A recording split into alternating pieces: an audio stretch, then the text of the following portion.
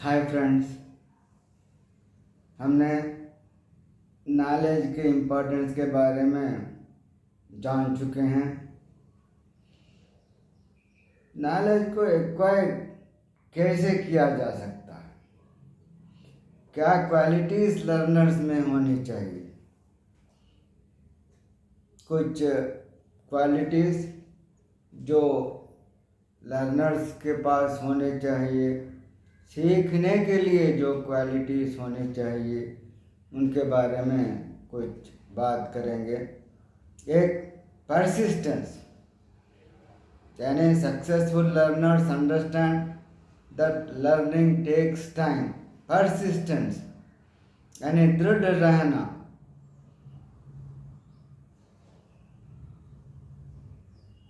जितने भी मुसीबतें आवें, जितना भी समय लगे, उसको हासिल करने का पक्का इरादा रखना। दूसरा पेशेंस। ये पेशेंस, सहनता, ये परसिस्टेंस और पेशेंस दो हैंड इन हैंड, दो एक साथ चलते हैं। कॉन्सेप्चुअल लर्निंग, लर्निंग कॉन्सेप्चुअल होनी चाहिए, साइंटिफिक लर्निंग होनी चाहिए। स्ट्रॉन्ग मेमोरी, मेमोरी भी स्ट्रांग होनी चाहिए। ऐसे तो एक भगवान का वरदान है फॉरगेटफुलनेस, भूल जाना भी एक भगवान का वरदान है। स्ट्रॉन्ग मेमोरी, हम ऐसे करते हैं कि जो बातें हमें भूलनी चाहिए वो भूलते नहीं, जो बातें हमें याद रखनी चाहिए वो याद रखते नहीं। जो ट्रिवियल थिंग्स हैं उनकी तरफ हम ध्यान देते हैं, उनके पीछे ही हम लगे रहते हैं। जो अहम चीज़ें हैं, इम्पोर्टेंट चीज़ें हैं, उनको हम मेमोरी में नहीं टिका सकते। यहाँ पर हमें सोचना है, हमें ऑर्गेनाइज करना है कि मेमोरी को कैसे स्ट्रांग बनानी चाहिए, कैसे हम उसको कंट्रोल में रखना चाहिए, कौन से चीज़ें मेमोरी में बचाए रखना चाहिए। ये लीडिंग एबिलिटी भी होना चाहिए। Discerning valuable from the useless. ऐसा तो बहुत सा इंफॉर्मेशन हमें काम का नहीं मिलता, उसमें काम का इंफॉर्मेशन कौन सा है उसको चुनना है, उसको खोजना है। इसलिए डिसर्निंग वैल्यूएबल नॉलेज इंफॉर्मेशन, क्योंकि कचरे से भी आज करंट या इलेक्ट्रिसिटी बनाई जाती है। इसलिए हमें सोचना चाहिए कि जो भी इंफॉर्मेशन है उसका सही मतलब, मकसद क्या है। और बोल्ड एटीट्यूड भी बोल्ड होना चाहिए, धैर्य रखना चाहिए, हिम्मत होनी चाहिए कुछ सीखने के लिए, कुछ पूछने के लिए, कुछ सोचने के लिए, कुछ करने के लिए। बोल्ड एटीट्यूड चाहिए। और क्वेश्चनिंग यहाँ पर रीजनिंग से सबका रखता है। रीजनिंग, जब रीजनिंग है तो क्वेश्चनिंग होता, क्वेश्चनिंग है तो रीजनिंग होता। ऐसा रीजनेबल क्वेश्चनिंग ऐसे भी तो होना चाहिए। ये चीज़ें अगर लर्नर में हैं, और आत्मानुशासन यानी डिसिप्लिन और अच्छी आदतें, गुड मैनर्स भी बहुत इम्पोर्टेंट चीज़ है। मैनर्स के बिना कुछ सीख नहीं सकते। मैनर्स ही लोगों का दिल जीत लेते हैं। ऐसा टीचर्स के मन को भी हम मैनर्स द्वारा जीत सकते हैं और बहुत सा नॉलेज प्राप्त कर सकते हैं।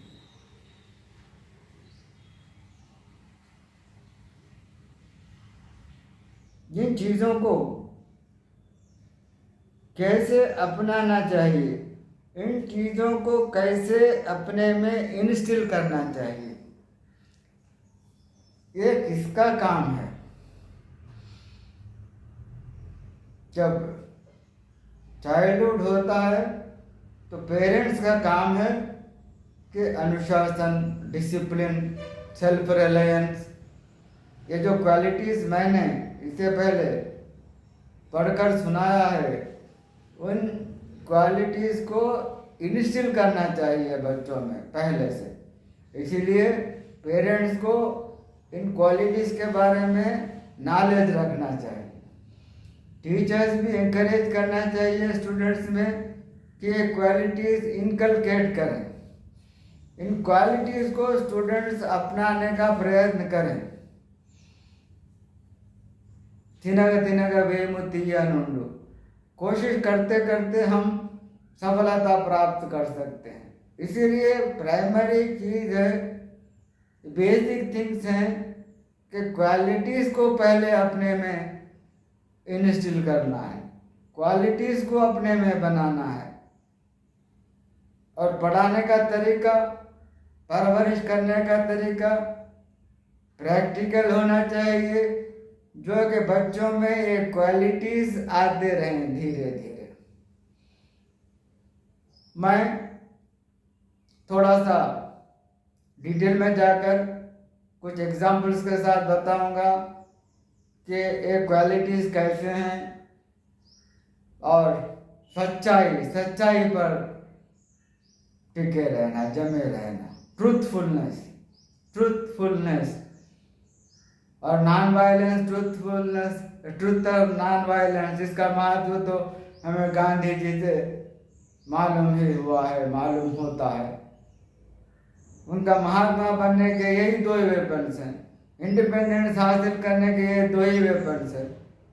इसलिए ये भी क्वालिटीज स्टूडेंट में होनी चाहिए। यदि हम थोड़ा डिटेल में जाएंगे तो इफेक्टिव लर्नर के स्पेसिफिक क्वालिटीज क्या हैं? एक ऑटोनमस, स्वायत्त, स्वतंत्र विचार और व्यक्तिगत निर्णय लेने की विकासशील भावना के साथ स्वयं को व्यवस्थित करने में सक्षम रहना चाहिए। ऑटोनमस, इंडिपेंडेंट रहना चाहिए और विचार स्वतंत्र रहना चाहिए, और अपने में ऐसी समर्थता रहना चाहिए कि स्वयं अपना निर्णय लें, अपना भविष्य क्या होगा, कौन सा रास्ता अपनाना है, किसका रास्ता अपनाना है। और विकासशील भावना विकासशील होनी चाहिए। ऑटोनमस, ये क्वालिटीज होनी चाहिए। बैलेंस्ड, संतुलित,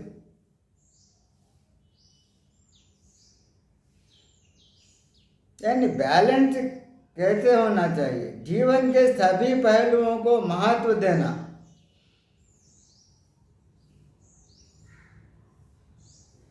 और उनको बनाए रखना। स्कूल, परिवार और दुनिया को एक साथ लाना है। पूरे व्यक्ति का सम्मान करना। संतुलित, बौद्धिक, शारीरिक, भावनात्मक, आध्यात्मिक और मनोरंजक तरीके से सीखने का दृष्टिकोण। यहाँ पर बैलेंस्ड है, संतुलन है। तो एजुकेशन के पूरे फैक्टर्स यहाँ पर एकत्रित होंगे। बौद्धिक, शारीरिक, भावनात्मक, आध्यात्मिक और मनोरंजक। अपने पहली बात मनोरंजन पर भी मैंने सुनाई थी कि जीवन में मनोरंजन भी चाहिए। इन सब चीजों का संतुलन होना चाहिए, बैलेंस होना चाहिए। स्वयं में संतुलन नहीं केवल, किंतु इन फैक्टर्स में भी संतुलन रखना चाहिए। कोलैबोरेटिव, सहयोगात्मक, दूसरों का सम्मान करते हुए विचारों और संसाधनों को समझा करें और इस तरह समस्या का समाधान कर सकें। दूसरों को चुनौती देने में सक्षम हूं और खुले दिमाग से प्रतिक्रिया स्वीकार करने।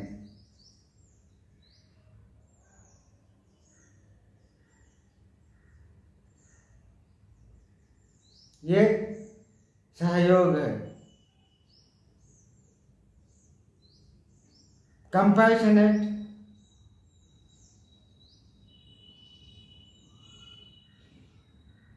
अनुकंपा,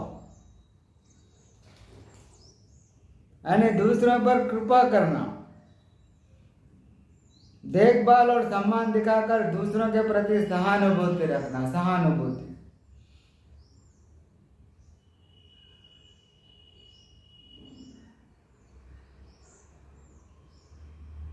इस तरह न्याय और निष्पक्षता की एक मजबूत भावना का महत्व बढ़ जाएगा। करेजियस, साहसी भी होना चाहिए, अनिश्चितता से नहीं डरना और जोखिम लेने के लिए तैयार रहना।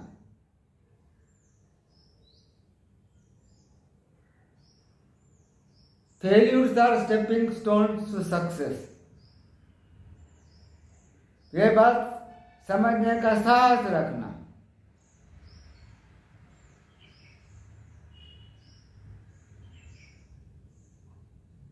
क्रिएटिव, रचनात्मक होना चाहिए।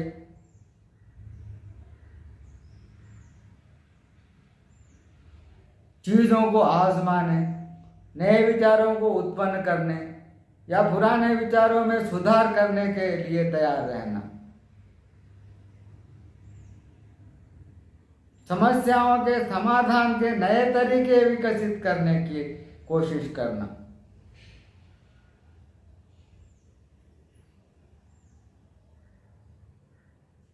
और क्यूरियस,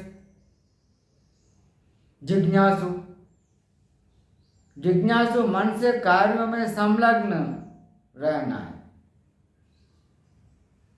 पूछताछ करने, शोध करने और गहरी समझ हासिल करने के लिए उत्साहित रहना।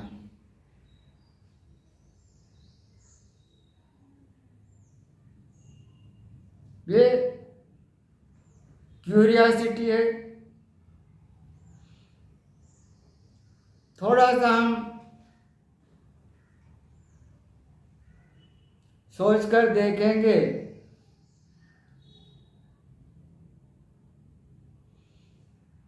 तो एक क्वालिटी इन सब क्वालिटीज को क्रिएट कर सकती है, इंस्टिल कर सकती है।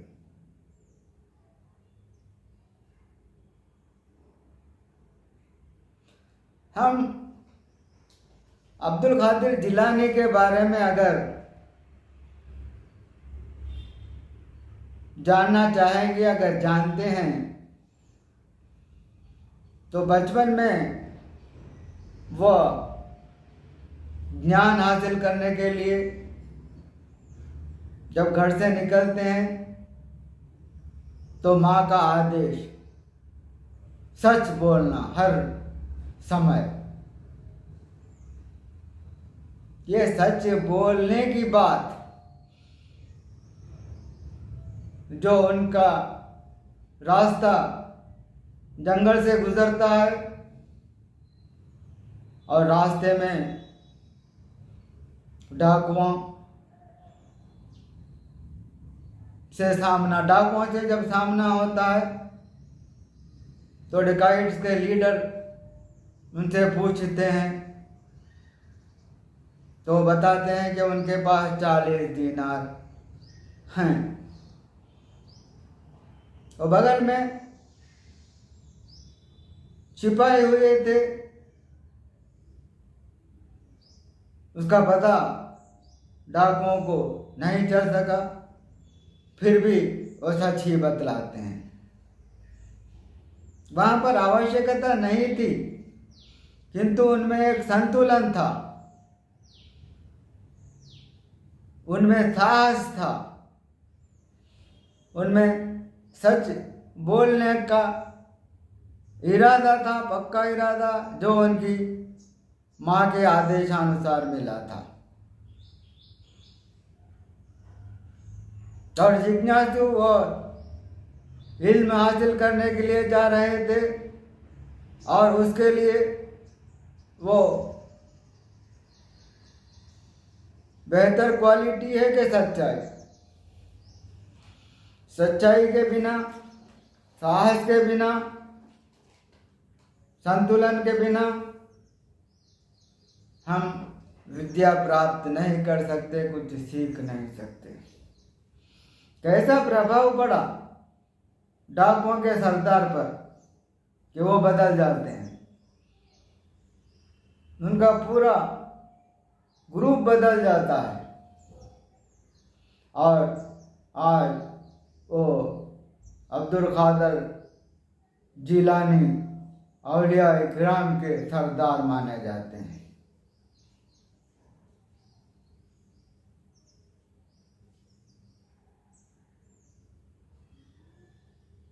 संतुलन, बैलेंस, इसमें कंसंट्रेशन भी आता है कि अपने को कैसे कंसंट्रेट करना है हर विषय पर। यहाँ पर फैक्टर्स कौन से भी हों, जैसा कि इस संतुलन के बारे में बताते हुए मैंने फैक्टर्स का जिक्र किया था, रेफर किया था।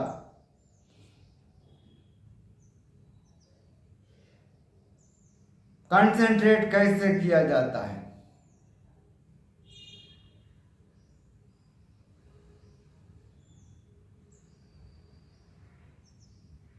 एक व्यक्ति रास्ते से गुजरते हैं, रास्ता किधर जाता उनको पता नहीं। एक आदमी वहां पर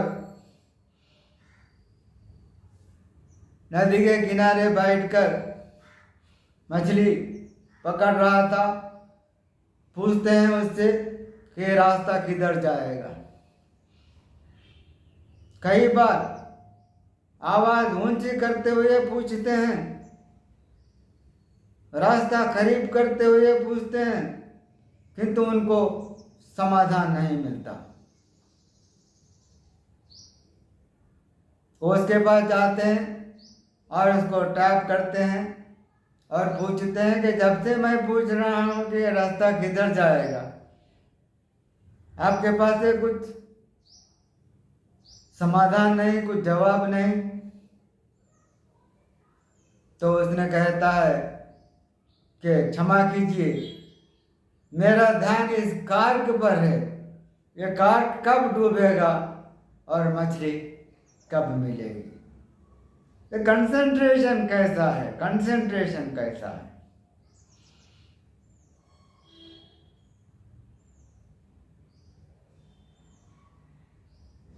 और कंसंट्रेशन यहाँ पर हम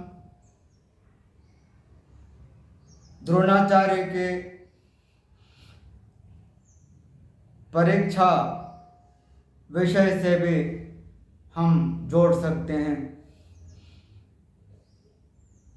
कौरव पांडवों को शिक्षा पूरी करने के बाद परीक्षा लेते हैं, सुयोधन को बुलाते हैं, पूछते हैं कि तुम्हें क्या नजर आ रहा है। सुयोधन ने कहा कि क्या मैं अंधा हूं, मुझे सब नजर आ रहे हैं, पहाड़, झाड़, और आपके चेहरे पर जो मुरझा हुए रिंकल्स है वो भी मुझे नजर आ रहे हैं।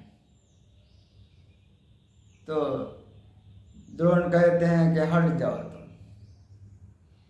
और अर्जुन की जब परीक्षा ली जाती है तो पूछते हैं कि तुम्हें क्या नजर आ रहा है? आचार्य मुझे कुछ नजर नहीं आ रहा है। क्या तुम्हें कुछ नजर नहीं आ रहा है? हाँ, मुझे कुछ नजर नहीं आ रहा है, मुझे चिड़िया की आंख नजर आ रही है। तो देन शूट करने को कहते हैं। यानी इसको बर्ड्स आई व्यू कहते हैं। ऐसा व्यू होना चाहिए, बर्ड्स आई व्यू, ऐसा व्यू होना चाहिए।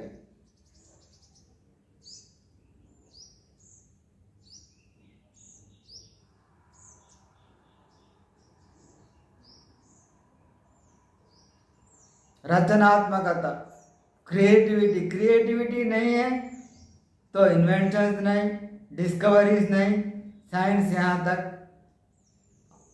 आ चुकी भी नहीं होती। क्रिएटिविटी बहुत इम्पॉर्टेंट है। हमें रीजन चाहिए, रीजनिंग चाहिए, सोचना चाहिए। कुछ पढ़ते हैं, सुनते हैं तो उस पर विचार करना चाहिए कि ये कहाँ तक दुरुस्त है, ये कहाँ तक साइंटिफिक है, ये कहाँ तक रीजनेबल है, ये विचारधारा कैसी है। हमें इस पर सोचना है, इसको समझना है।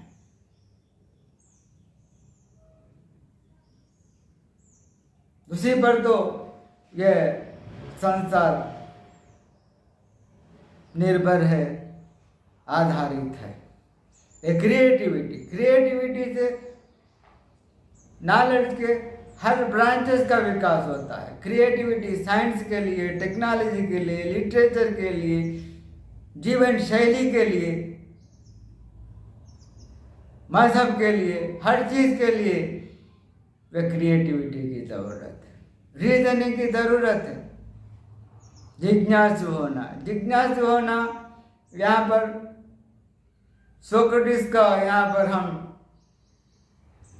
एग्जाम्पल ले सकते हैं कि एक युवक ने पूछता है कि ये सीक्रेट ऑफ सक्सेस क्या है,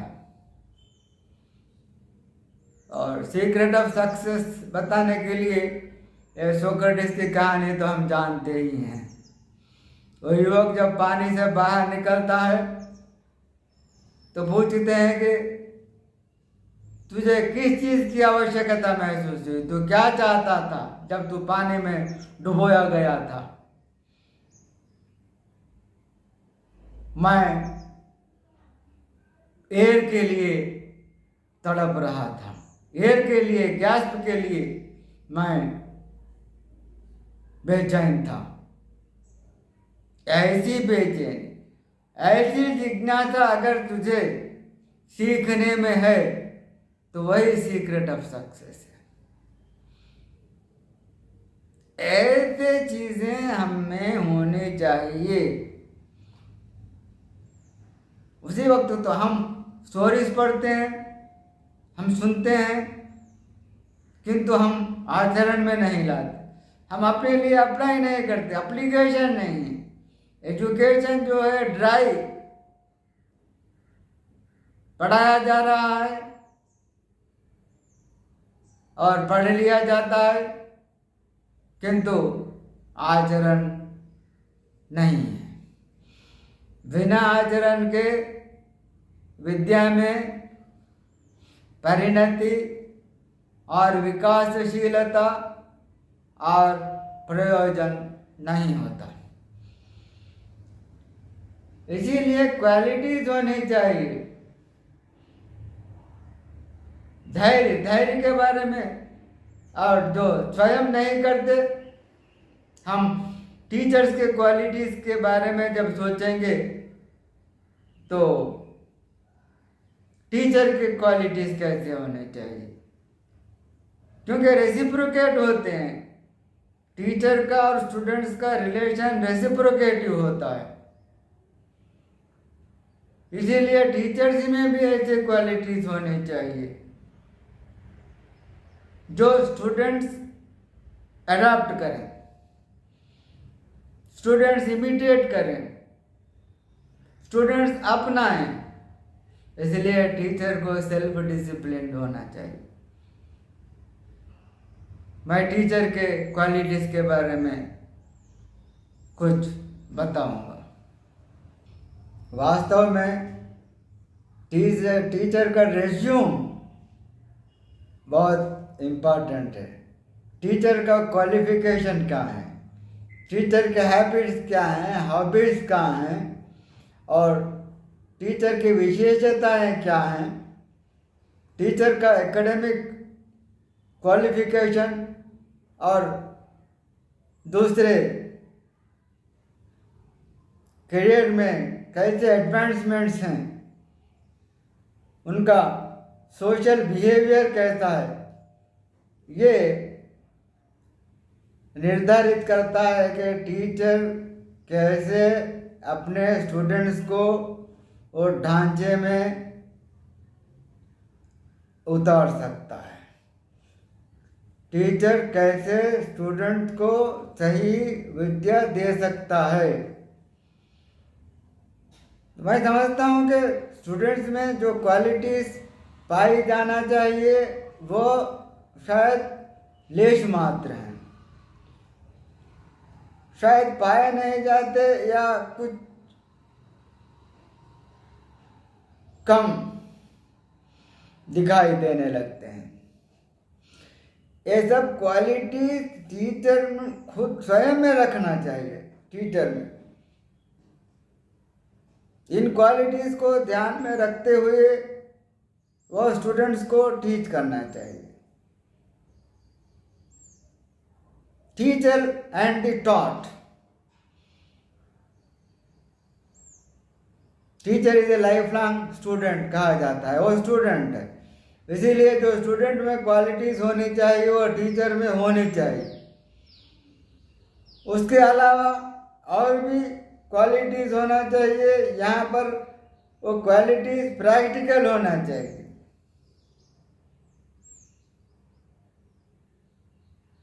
जब बच्चों में धैर्य साहस सिखाते हैं तो स्वयं में धैर्य और साहस का प्रदर्शन होना चाहिए। स्टूडेंट्स भी वैसे ही बनेंगे। और टीचर्स अगर एडिक्टेड हैं और बच्चों को नीति और मैनर्स सिखाने का प्रयत्न करेंगे तो स्टूडेंट्स समझ जाएंगे कि नीति क्या है और वैसी ही नीति वह भी अपनाने लगेंगे। इसीलिए गांधी जी कहते हैं कि टॉलस्टॉय फार्म में उनको सेल्फ डिसिप्लिन इसीलिए रहना पड़ा कि स्टूडेंट्स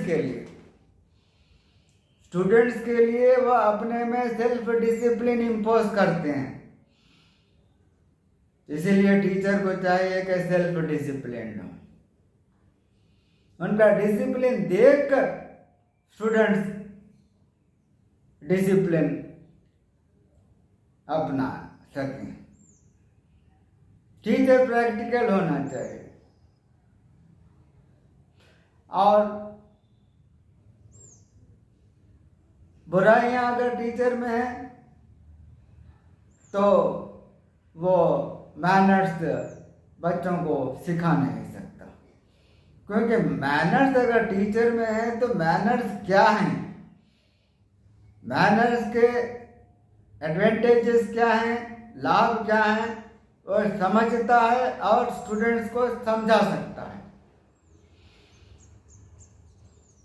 शायद क्या गलती है, क्या कमी है, किसमें क्या है पता नहीं, लेकिन एजुकेशन मैनरलेस हो गया है। वासना लेनी प्रभु जैसा है, संस्कारम लेनी चलू बिना संस्कार के। एसेंस नहीं है एजुकेशन में। यहाँ पर इसका कारण क्वालिटीज डिफेक्टिव हैं। स्टूडेंट्स और टीचर्स में क्वालिटीज नहीं है, इसीलिए एजुकेशन इस तरह निष्प्रयोजित होते जा रहा है। और कुसंस्कार समाज बिगड़ते जा रहा है, क्योंकि बुरा करता हुआ अच्छा सिखाने लगेगा तो सीखने वाला भी वही तरीका अपनाएगा। इसीलिए समाज के वैल्यूज इस तरह डिटोरिएट हो रहे हैं। If the future of nation is destined within the four walls of a classroom, Jawaharlal Nehru कहते हैं। यहाँ पर क्लासरूम है, जो टीचर बच्चों को बनाता है, बच्चों को संवारता है, देश की दृढ़ता के लिए, देश के विकास के लिए, समाज के सुधार के लिए कितनी सूक्तियां हैं, कितने टीचिंग से, प्रीचिंग से, जिसके द्वारा हम बच्चों को मोटिवेट कर सकते हैं, बच्चों को, स्टूडेंट्स को शिक्षित कर सकते हैं, स्टूडेंट्स को मैनर्स सिखा सकते हैं। ये लैंग्वेज टीचर्स को अच्छा सा अवकाश है। शायद मैं एक क्लास उसकी भी करूँगा कि टीचिंग कैसी होनी चाहिए। यहाँ पर हम क्वालिटीज के बारे में बात कर रहे हैं।